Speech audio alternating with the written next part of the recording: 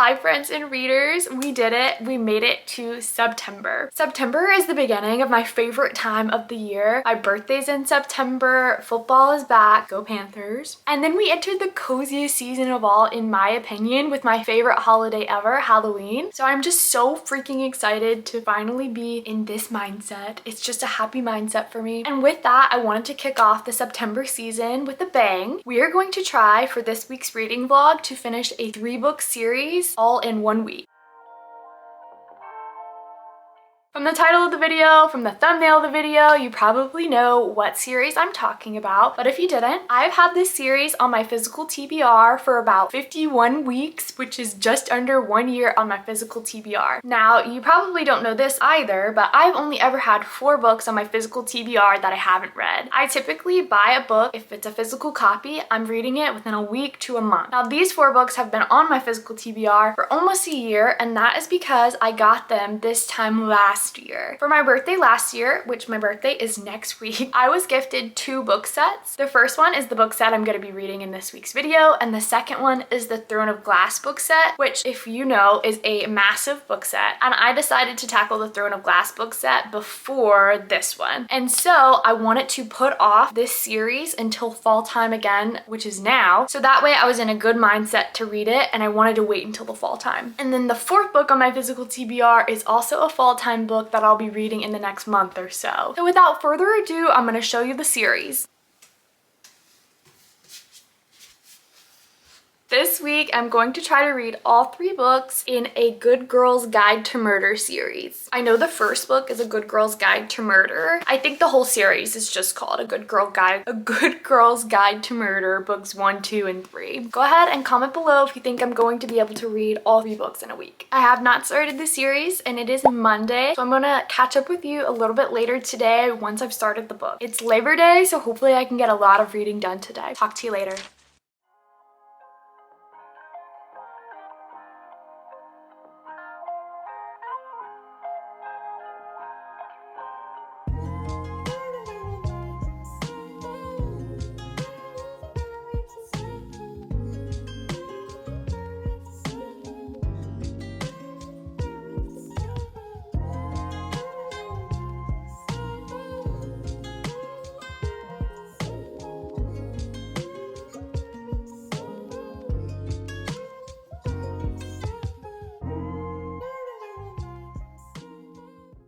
We are officially 100 pages into A Good Girl's Guide to Murder by Holly Black. Nope, just kidding. Holly Black wrote Pearl Prince. This is Holly Jackson. I made it to part 2 of the book, which I think is exactly 100 pages into the book. This will be my first book by Holly Jackson. From what I've seen, Holly Jackson's most popular series was A Good Girl's Guide to Murder, which I think is also a TV series on Netflix. I don't know if it's fully completed or not, so I'm excited to, if I like this story, to go visit that series on Netflix and watch it. Other than this series, I hear folks talk about, I think there's another one like Rachel Price, Disappearance of Rachel Price maybe, and then more recently within the last few months she came out with her first adult crime or mystery novel. I'll have to check her out more because I think that I'm going to like this. This is a young adult mystery or mystery crime, so this is one of the first mystery crimes, especially in young adult, that I'll be reading. I feel like other than The Housemaid's Tale, is that what it's called? Or The Housemaid by Frida McFadden. I'll put it on the screen somewhere. I really haven't read a mystery story, so I'm excited to get into this more in the fall season. 100 pages in, it's pretty simple and it's really easy to track. I like how she's written it where we are getting a little bit of the plot through interviews, and it's simple sentences, like conversational dialogue, so it's really easy to understand. My cat is freaking out. We just bought this new cat tree for them and he's going crazy. I'm gonna read the back of the book just so I don't give any spoilers of the crime or the mystery that you wouldn't already know by reading the back. We are following Pip. So in Pip's hometown, there was a pretty unpopular high schooler named Andy Bell who was murdered by her boyfriend, allegedly Sal Singh, who then killed himself. It was all anyone could talk about in their town, and 5 years later, Pip, our main character Pip, sees how the tragedy still haunts her town. She is now a senior herself 5 years later, and she wants to re-examine the closed case for a final project at school, her capstone project. At first, just to cast doubt on what the original investigation went down like. But soon she does discover a trail of dark secrets that might actually prove Sal innocent, even though he's no longer alive. And the line between past and present begins to blur. Someone in Fairview doesn't want Pip digging around for answers, and now her own life might be in danger. So Pip is having interviews and conversations with anyone and everyone that could have been involved. Andy and Sal, the two people who are the victim and the suspect potentially, are both not alive. So she's interviewing their family, their close friends, anyone that could lead to any sort of conversation that might unveil something that the police didn't announce to the public. It's interesting because it seems like such simple writing, but I can never guess the plot lines, I can never guess the endings, and I know that there are plenty of clues and hints probably already being dropped in the first 100 pages through the interviews that Pip is doing that I just won't put it together. I almost never do. We'll see if that changes, but I just know I'm not gonna be able to guess it. I think though, for me, that makes stuff like this a little bit more interesting, especially since I'm going to try to read all 3 books back to back. Hopefully I can make it through all 3. We'll see. But it's Monday. I had today off because it's Labor Day. I'm gonna try to read at least another 100 pages. Would love to get 2/3 of the way done with this book, so I still would need to read about that much. Let's try it out.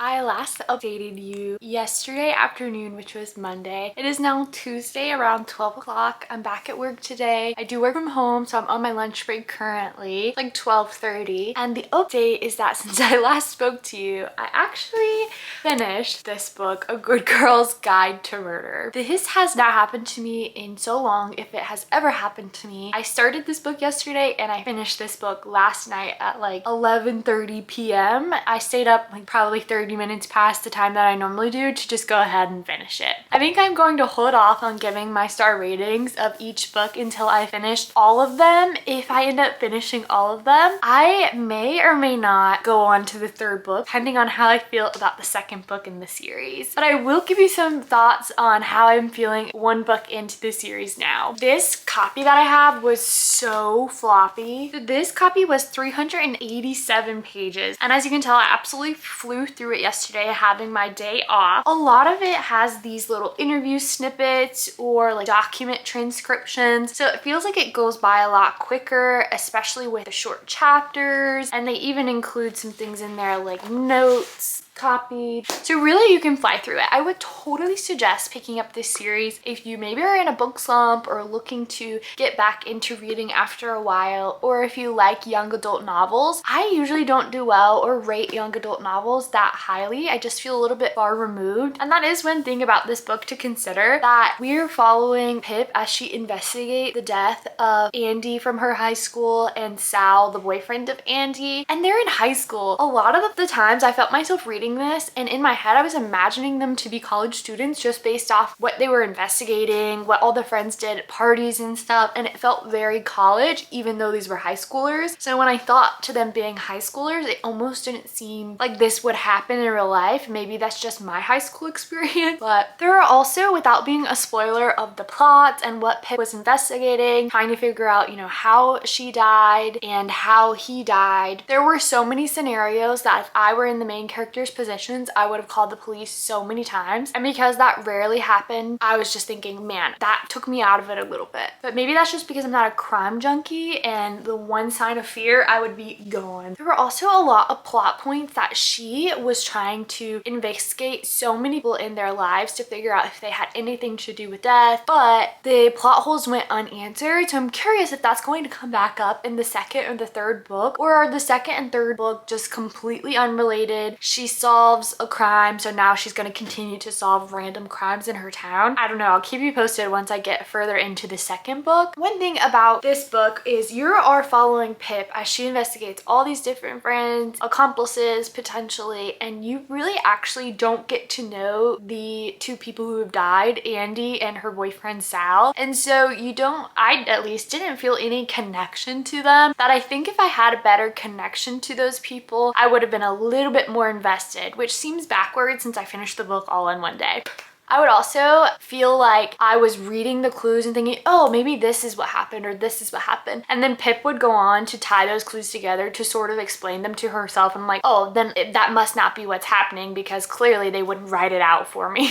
I'm just not good with mystery novels. I can never guess anything. Maybe that not guessing is more fun for you or guessing is more fun for you. Let me know. I think the last thing I wanted to say from my notes is that something happens in this book that's a part of the mystery and the crime towards the end of the story that if a book or a movie includes this, and I know that it includes this, I would not read it because I absolutely hate it. This is something that probably, without spoiling, happens in the We Were Liars. Oh, that might be another mystery I've read actually. We Were Liars book that if I'd known, I wouldn't have read it. I won't watch the We Were Liars series in case it's going to be on TV too. And so now I'm a little bit wary of watching the TV show because I hate that part. I don't want to see it ever again. If you know, then maybe you know. So for what I'll say about my star rating, I'm gonna let it settle since I read it all in one day. I was not happy per se on how everything wrapped up and how everything was explained, but I read it so quickly, so I really need to sit on this one, which I don't ever usually do. I usually give a rating right after, but I'm gonna sit on it. I'm gonna read the second book, which is going to be Good Girl, Bad Blood. And I started it this morning, but I'm only 6 pages in. So after work, I'm gonna see how much of this I can read and update you on what's going on and if the story continues into this or if it's sort of a whole different setting and plot line.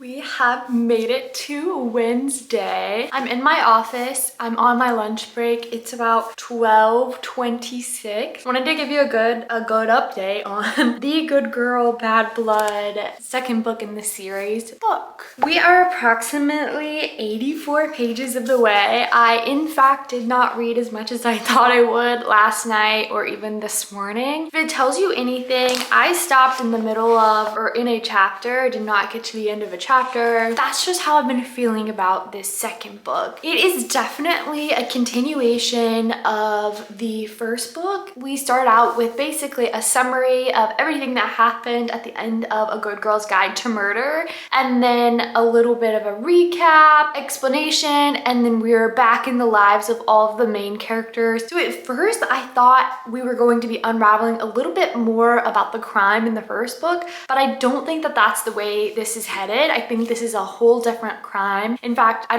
know it's a whole different crime or mystery. I'm gonna read you the back of the book. It's not really a spoiler if you know that the first book was about a mystery and she was trying to solve that mystery. She's trying to tell herself that she's not a detective anymore. Bad things happened when she tried to solve that case last time, so she's not going to do it again. But with her partner in crime, literally Ravi, she released a podcast which explains the title of the first book. I never understood why the first book was called what it was called. It didn't necessarily make sense to me. In this book, it explains to you why the title was A Good Girl's Guide to Murder. So she makes a podcast in this book, goes over everything that happened in the first book, and after her podcast goes viral, people are sort of looking at her like, hey girl, you helped this family with this problem. Can you help me with my problem now? So someone else goes missing. You have met some of the characters, but the person who goes missing, I don't remember meeting in the first book, so it's a new character missing. I just don't know if I'm going to be able to pick up the third book. I'm certainly going to give it my best shot to finish the second book because I hate starting a book and not finishing it. And it's good writing. It's easy to read. You do fly through it as you saw me with the first book. It's just, if it's the same story just on a different repeat for the third one, I think I'll need to take a break before reading it. But who knows, maybe I'll absolutely love this and want to fly through the third one. I'm gonna get some more reading done on my lunch break and then tackle this after work tonight. It's Wednesday, so we got the Summer I Turned Pretty tonight. I'm not sure that I'm gonna get that much more reading done. Talk to you later.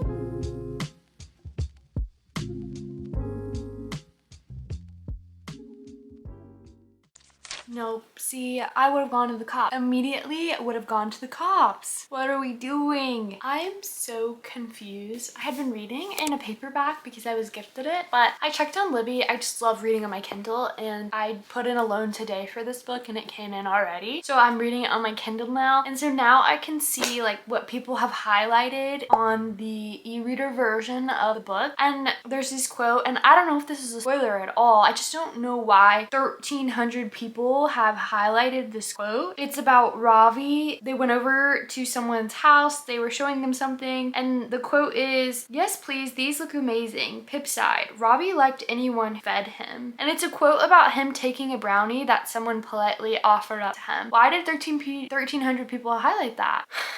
See, I wonder how much I missed not having read it on Kindle for the first book and the first half of this book. Which, by the way, I'm now 47% of the way through this book on my Kindle. Well, give you an update. They are still trying to peel back the layers and put together clues about this missing person to see if they can figure out why the person's missing, what led up to them being missing. And the whole time they're doing this, I'm just thinking, girl, aren't you supposed to be getting ready for college? Don't you have like college essays and class to go to? You're in high school. And also, I think my biggest gripe with this is we, in the first book and the second book, you get introduced to the mystery or the crime of it all. In the first book, that's 2 people dying, and in the second book, that's 1 person missing. But you get no sentimental relationship with these people who everyone is trying to figure out what's going on about. But you don't know them all that well, so I really don't feel connected to them. I almost don't care to solve the story because honestly, in both of them, they're kind of unlikable at this moment, and that's all I know about them. Also, going back to what happened in the first book that I said if I knew it happened I wouldn't have read the story because I hate when that happens in books. They mentioned it again in the second book that happened, and it reminded me that if I were Pip and that happened to me in the first story, I would certainly not try to solve another crime. You wouldn't catch me doing it. You just wouldn't. So if that tells you anything about how I'm feeling about Good Girl, Bad Blood, read between the lines, I guess. We're gonna keep pushing though. It is Wednesday, 5:24. I just got off work not that long ago. I'm gonna read a little bit more before dinner, then watch my episode, and then pick it up before bed. Talk to you then. Actually, I'm not gonna talk to you probably till I finish this book, so I'll give you my final thoughts soon.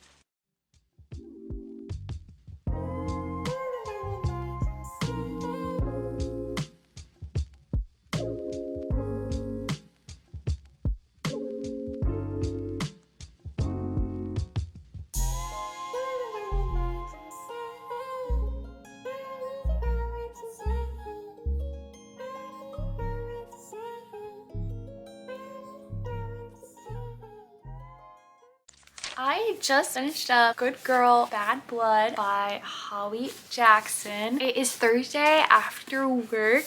This book was approximately 397 pages. I finished it out on the paperback copy, which brings me to finishing book number 2 in the 3-book series of A Good Girl's Guide to Murder. I was about to film this clip, but then my neighbor started mowing the grass and it was very loud. And now it poured down rain, so we couldn't mow the grass. But if you hear the rain in the background, sorry, can't have the best of both worlds. But I do think that I'm finally ready to rate both the first book and the second book, and that is because I've decided that I'm not going to read the 3rd book of the series this week. Have it right here on my shelf.